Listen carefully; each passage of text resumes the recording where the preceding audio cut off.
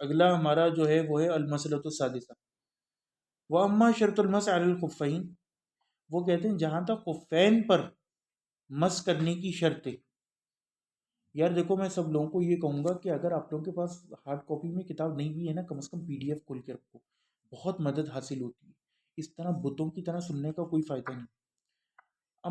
المسلۃ السادسہ، چھٹا مسئلہ کہ وہ اما شرط المس علی الخفین، کہ اگر خفین پر مس کرنے کی شروط کا ذکر ہو رہا ہے، فهو ان تکون الرجلان طاہرتین بطہر الوضو، یہ بڑا امپورٹنٹ مسئلہ ہے۔ کچھ لوگ یہ سمجھتے ہیں کہ بغیر وضو کے بھی آپ نے موزے پہن لیا وہ اس کے اوپر مس کرو، واقعتاً لوگ یہ سمجھتے ہیں۔ ایک لڑکا تھا، بلکہ شاید فرازی تھا، اسے مسئلہ نہیں پتا تھا، بعد میں نے بتایا تو اس کے طوطے اڑ گئے، اور کتنے عرصے وہ اس کے اوپر عمل کرتا رہا۔ جی، کیونکہ سارا مسئلہ یہی ہے، لوگ یہ سمجھتے ہیں کیونکہ آسانی ہے نا اس میں کہ موزے کبھی بھی پہن لو، اب مسا کر لو اس کے اوپر، نہیں، شریعت نے ایک شرط رکھی ہے کہ ان یکونا طاہرتین، اب آ گئی آپ کے اوپر مصیبت۔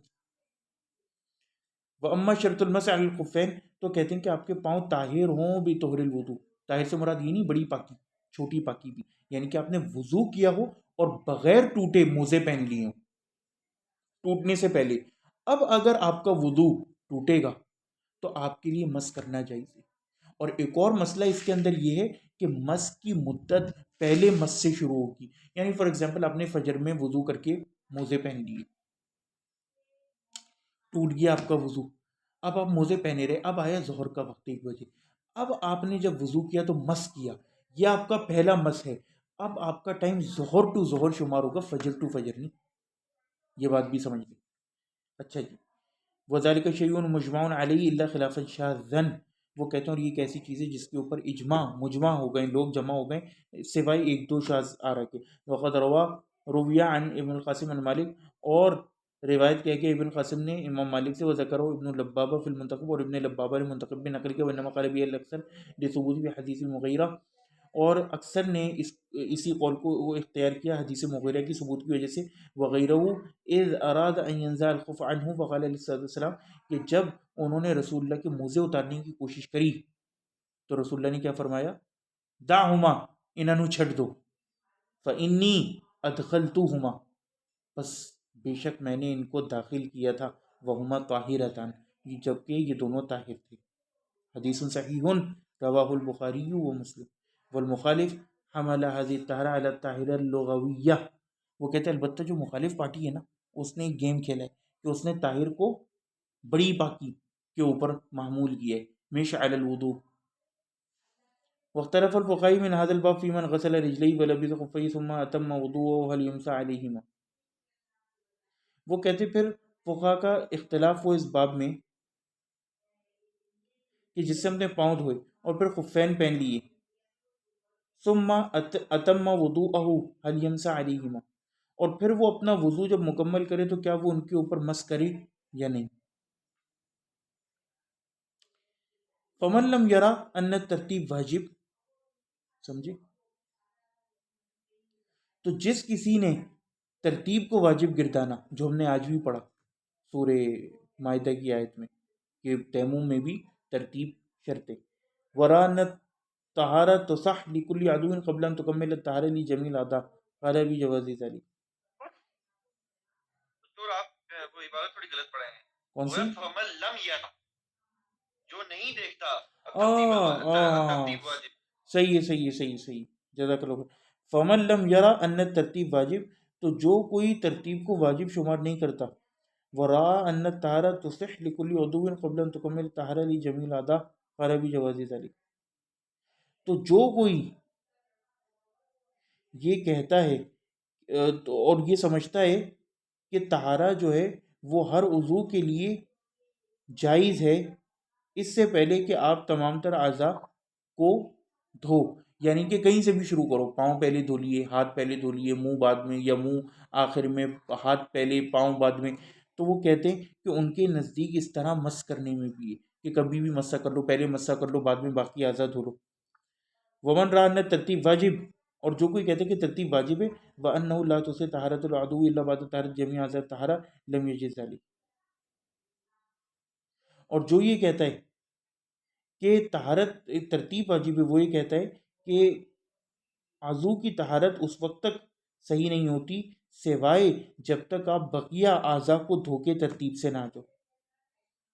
بالقول الاول قال ابو حنیفہ و بالقول الثانی قال شافعی و مالک. وہ کہتے ہیں قول اول کے قائلین کون ہیں؟ ترتیب کے وجوب کے قائل کون نہیں ہیں؟ امام ابو حنیفہ. اور ترتیب کے قائل کون ہیں؟ شافعی اور مالک.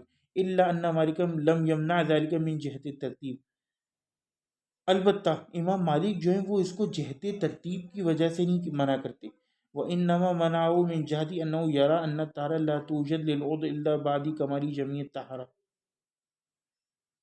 بلکہ وہ اس کو اس وجہ سے منع کرتے ہیں کیونکہ وہ سمجھتے ہیں کہ طہارت جو ہے وہ اس وقت تک نہیں پائی جاتی کسی بھی عضو کے لیے الا بعد کمالی جمع طہارہ، جب تک کہ اس عضو کے کمال طہارت کو نہ پہنچا جائے. تو وہ پاؤں کا کیسے ہوگا؟ جب آپ پاؤں پورے دھو لو اس کے بعد موزے پہنو. وقت قال علیہ صلاۃ والسلام، اور رسول اللہ نے فرمایا وہما طاہرتان، کہ دونوں طاہر تھے. فاخبر عن الطہارہ شرعیہ وفی بعض روایت المغیرہ اذ ادخلت رجلیک فی الخف وہما طاہرتان فامسح علیہما. رواہ ابن ابی شیبہ وبنحوی رواہ الحمیدی. ولكن فيه كلام. جزاک اللہ. کہ دونوں طاہر تھے اور رسول اللہ نے خبر دی طہارت شرعیہ کی. کیا مقال ہے اس کے اندر بتاؤ؟ مجھے یہ تو ایگزیکٹلی یاد نہیں ہے لیکن میں نے دیکھی ہوئی ہے کہ کیوں یہ مقال یہ درست نہیں ہے، مطلب یہ والا مت صحیح ہے. جزاک اللہ. لیس بصحیح. اچھا. وعلى هذه الرسول يتفرع الجواب في من لبس احد خفين. وہ کہتے ہیں اب یہاں سے مزید فروع برانچز نکلتی ہیں مسائل کی. وہ کیا ہیں کہ اگر کسی نے ایک موزہ پہن لیا بعد ان غسل احدى رجليه وقبل ان يغسل الاخرى.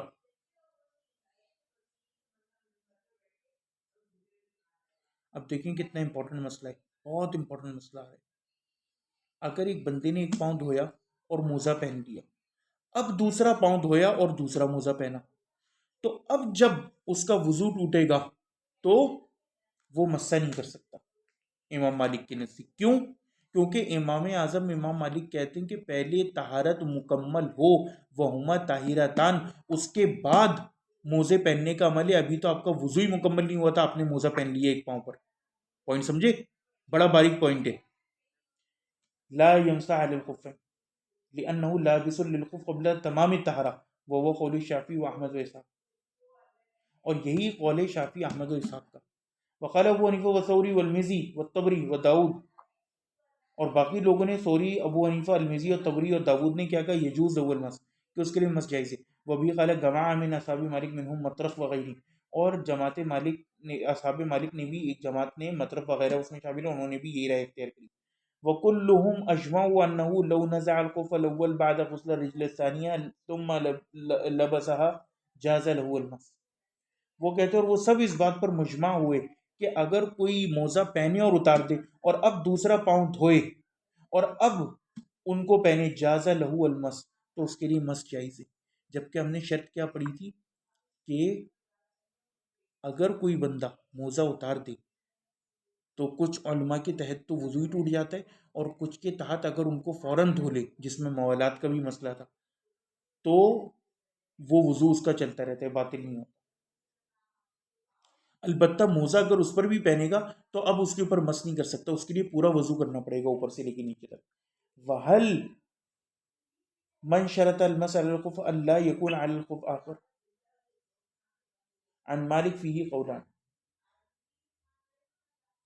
وہ کہتے ہیں اور کیا شرط مس میں سے یہ ہے خف کے اوپر کہ وہ جو دوسرے خف کے اوپر نہ ہو. امام مالک سے اس میں دو قول ہیں. وسبب الخلاف هل كما تنتقل طهارة القدم الى الخف اذا ستره الخف كذلك تنتقل الطهارة الخف الاسفل الواجبة الى الخف الاعلى. وہ کہتے ہیں کہ سبب اختلاف یہ کہ جس طرح ہم یہ کہتے ہیں کہ طہارت پیر کی جو ہے وہ پاؤں ڈھکنے سے خف کے اوپر منتقل ہو جاتی ہے، اسی طرح طہارت خف کی جو ہے نیچے والے کی کذالک تنتقل طہارت الخف الاسفل الواجبہ الی الخف الاعلی. تو کیا طہارت خف کی جو ہے وہ نیچے کی واجب ہے اوپر سے یا اوپر کی؟ فمن شبیہ النقل الثانیہ بالاولی اجاز المسح علی الخف الاعلی، تو جس کسی نے تشبیہ دی دوسرے کو پہلے سے، اجاز المسح علی الخف الاعلی، اس نے اجازت دی کہ خف کے اوپری حصے کا مسح جائز ہے، ومن لم یشبہ بها وظہر له الفرق لم یجز علیہ، اور جس کسی نے تشبیہ نہیں دی اس نے اس کو جائز قرار نہیں دیا۔ اب یہاں دیکھیں دو مسئلے، ایک مسئلہ تو ہم نے یہ پڑھا کہ اگر کوئی بندہ ایک پاؤں دھونے کے بعد موزہ پہن لے اور اس کے بعد دوسرا پاؤں دھوئے اور پھر موزہ پہنے تو ان کے اوپر مس جائز نہیں، اور یہی احتیاط کی رابطی، کیونکہ ابھی آپ کی طہارت ہی مکمل نہیں ہوئی تھی، کیا پتہ آپ دوسرا پاؤں نہ دھو، بات سمجھ رہے ہو، کیا پتہ آپ رک جاؤ، تو اس کو ہم طہارت تھوڑی کہیں گے، طہارت ایک پورا عمل ہے عبادت کا، وضو کا، شروع سے لے کے آخر تک، تو وہ تکمیل جب تک نہ ہو اس کی تو آپ اگلے اسٹیپ کی طرف موو آن نہیں کر سکتے، یہ ایک مسئلہ ہے۔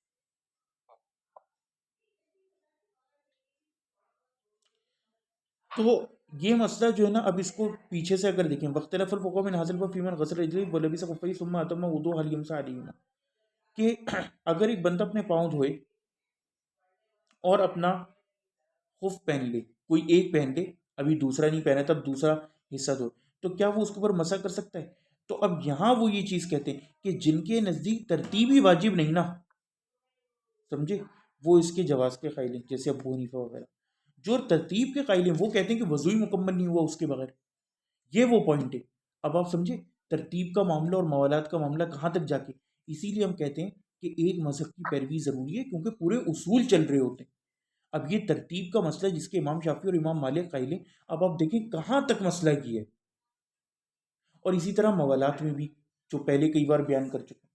المسئلۃ السابعہ، ساتواں مسئلہ، فاما نواقض هذه الطہارہ فانه مجموع علی انها نواقض الوضوء بعینها، وہ کہتے ہیں جہاں تک مس کے نواقض کا تعلق ہے تو وہ کہتے ہیں کہ اس پر بھی وہی ساری چیزیں اپلائی ہوتی ہیں، گیس پاس کر دی، پوٹی پیشاب، تو آپ کا مس گیا پورا، یعنی وضو کیا، اب آپ کو پھر سے وضو کرنا ہوگا اور مس کرنا ہوگا۔ وختلف حل نزع الخف ناقض لهذه الطہارہ ام لا، البتہ ان کا اختلاف ہو اس بات میں کہ اگر کوئی بندہ بغیر کوئی اور نواقض وضو میں سے کسی کا ارتکاب کیے ہوئے محض اپنے موزے اتار دے، خفین اتار دے، تو کیا اس کا وضو سے چلا جاتا ہے یا نہیں؟ فقال قوم، تو ایک قوم نے کہا، ان نزعه وغسل قدميه فطهارته باقیہ، کہ اگر اس نے انہیں اتار دیا لیکن فوراً اپنے پاؤں دھو لیے صرف، تو پھر اس کی طہارت باقی ہے۔ وَإِن لَمْ يَغْسِلْهُمَا وَصَلَّى عَادَ الصَّلَاةَ بَعْدَ غُسْلِ قَدَمَيْهِ، اور اگر اس نے ان کو نہیں دھویا اور نماز پڑھی تو اپنی نماز دہرائے پاؤں دھونے کے بعد۔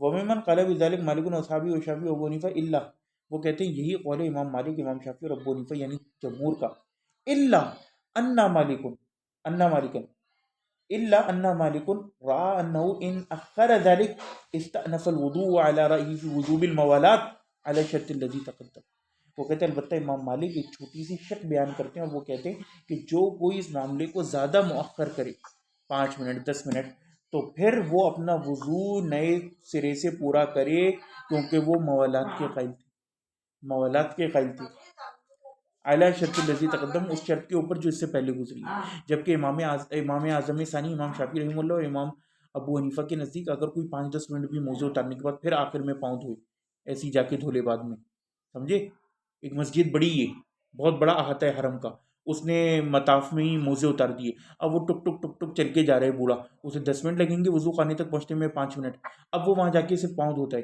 تو امام شافعی اور امام ابو حنیفہ کے نزدیک اس کا وضو جو ہے وہ قائم رہا اینڈ ہی کین پرے، لیکن امام مالک رحمہ اللہ کے نزدیک اسی وقت زمزم کے پانی سے وہیں دھو مطاف میں، you can not delay it. یہاں سے ہمیں پتہ چلے کہ کس طرح دیکھیں ایک مسئلہ کہاں تک جاتا ہے۔ اسی طرح یہ جو ہم پڑھ رہے ہیں نا ابھی آج کل مال کے مسائل، اس میں بھی ہم نے پڑھا کہ اقار کا مسئلہ کہاں تک اپلائی ہوتا ہے، تو یہ چیز سمجھنا چاہیے، لیکن یہ چیز بس اللہ سمجھا دے کسی کو، یہ اللہ کا فضل ہے، میں تو شکر ادا کرتا ہوں کہ اللہ تعالیٰ نے اس چیز سے بچا لیا، الحمدللہ۔ وقال قوم، یہی وجہ ہے کہ سچے دل سے اللہ تعالیٰ سے ہر وقت ہدایت مانگتے رہنا چاہیے، اهدنا الصراط المستقیم۔ وقال قوم، اور ایک قوم نے کہا، طہارۃ باقیۃ حتی یحدث حدثا ينقض الوضوء، اور ایک قوم نے کہا، اور مولانا صاحب بھی اس کے قائل تھے، کہ جب تک کوئی نواقض وضو کا ارتکاب نہ کرے تو محض موزے اتارنے سے وضو ناقص نہیں ہوتا. ولیس علیہ غسل، اور اس کے اوپر غسل بھی واجب نہیں پاؤں کا دھونا. ومن قال بهذا القول داود وابن ابي ليلى وقال الحسن بن حي اذا نزع خفيه فقد بطلت طهارته. اور اس کے قائلین کون کون تھے؟ داود اور ابن ابی لیلہ اور حسن بن حی نے البتہ ایک رائے اختیار کری، وہ کیا کہ اگر ان کو اتار دے گا تو پوری طرح اس کی طہارت باطل ہو جائے گی، چاہے پاؤں بھی دھو لے. وبکل واحد من هذه الاقوال ثلاثہ، وہ کہتے ہیں کہ ہر کسی کا اس میں سے 3 اقوال ہیں. قالت طائفہ من فقہاء التابعین وهذا المسئلہ یہ مسکوت عنها، ایک فقہاء تابعین کی جماعت نے کہا کہ یہ ایسا مسئلہ ہے کہ جو جس پر سے شریعت چپ ہے. وسبب اختلاف محل المسألة الخفين هو أصل بذاته في الطهارة أو بدل من غسل القدمين عند غیبوبتهما في الخفين. وہ کہتے ہیں کہ اختلاف ان کا اس بات پر ہوا کہ کیا مس خفین پر جو ہے وہ اپنے آپ میں ایک اصل ہے طہارت میں. جی معاویہ. اچھا یہ جو جملہ ہے نا وہذی مسئلۃ ہی مسکوت عنہا، یہ جو ہے وہ تابعین کا قول نہیں ہے، یہ ابن رشد کا قول ہے. وہ یہ بنیادی طور پہ کہہ رہے ہیں کہ جتنے بھی تینوں اقوال ہیں نا، تابعین نے کسی نے ایک بات پہ، یعنی ہر گروہ نے ایک ایک قول جو ہے وہ اپنایا ہوا ہے، اس کے اوپر یہ لوگ موجود ہیں. اور کیونکہ یہ مسائل وہذی المسئلہ یہ ایک الگ جملہ ہے، یہ مسئلہ جو ہے وہ مسکوت عنہا ہے، اور ان میں جو علماء میں سبب اختلاف ہے وہ کیوں ہے. صحیح، جزاک اللہ خیر. تو وہ کہتے ہیں وہ سبب اختلاف محل المسألة الخفین ہوا اصل بذاتہ فی الطہارہ، کہ آیا خفین جو ہیں وہ اپنے آپ میں اصل ہیں طہارت کے معاملے میں. او بدلا من غسل القدمین عند غیبوبتہما فی الخفین، یا پھر یہ کہ پاؤں خفین میں گم ہو جانے کی وجہ سے اس کا بدل ہے. تو اب جو لوگ یہ کہیں گے کہ یہ اپنے آپ میں اصلاً طہارہ ہیں، وہ کیا کہیں گے کہ بھئی طہارت تو حاصل ہو گئی، تو جب تک کوئی نواقص سے وضو نہیں ہوتا اس کے اتارنے سے محض ناقص نہیں ہوگا.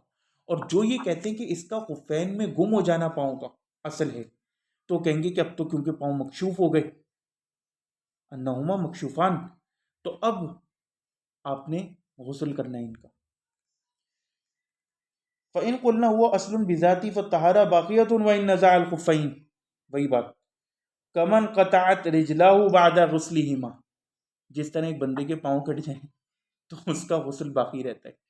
اور مولانا صاحب کے ایک ایگزامپل استعمال کرتے تھے کہ کوئی بندہ جو ہے وہ طواف اور سعی کرنے کے بعد اپنے بال منڈالے تو کیا اس کا وضو باقی رہے گا؟ لم ينقض، یہ تھوڑی کہ اس کا مس چلا جائے گا سر کا جو کیا تھا. وَإِن قُلْنَا إِنَّهُ بدل، لیکن اگر ہم کہیں کہ بدل ہے اس کا، فَيَحْتَمِلْ أَن يُقَالْ إِذَا نَزَعَ الْخُفَّ بَطَلَتْ الطَّهَارَةُ وَإِن كُنَّا نَشْتَرِطُ الْفَوْرَ، اور وہ کہتے ہیں اگر ہم فوراً کو شرط لگائیں، وَيَحْتَمِلْ أَن يُقَالْ إِنْ غُسْلَهُمَا أَجْزَأَتْ الطَّهَارَةُ، تو ہم کیا کہیں گے کہ اگر وہ انہیں فوراً دھو لے، جیسے امام مالک کہتے ہیں موالات کی وجہ سے، تو یہ طہارت کافی ہے. اذا لم یشترط الفور، اور وہ کہتے ہیں کہ اگر ہم فوراً کو شرط نہ کریں تو پھر وہی ابو حنیفہ و شافعی کی جو رائے. واما اشتراط الفور من حین نزل الخف فضعیف وانما هو شیء یتخیل، وہ کہتے ہیں البتہ فوراً کا جو اشتراط ہے وہ ضعیف ہے. وانما هو شیء یتخیل، وہ کہتے ہیں اور یہ ایک ایسی چیز ہے جو سے سوچی گئی ہے تخیل میں. فهذا ما رأینا ان نثبت فی هذا الباب، وہ کہتے ہیں اور یہ وہ رائے جو ہم اس باب میں ثابت کرتے ہیں. میرے خیال سے ان کی مراد نہ فور سے تھوڑی کچھ اور ہے، یہ وہ نہیں ہے موالات والا مسئلہ. کیا چیز؟ یہ جو فور کی انہوں نے شرط آخر میں بیان کی.